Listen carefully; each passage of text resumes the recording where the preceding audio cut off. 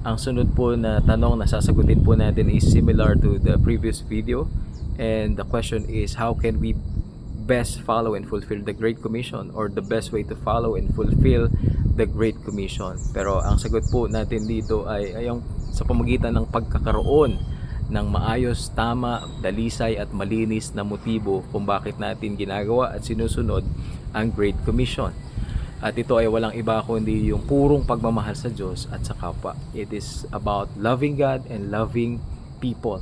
It is at the peak of the motive of our hearts.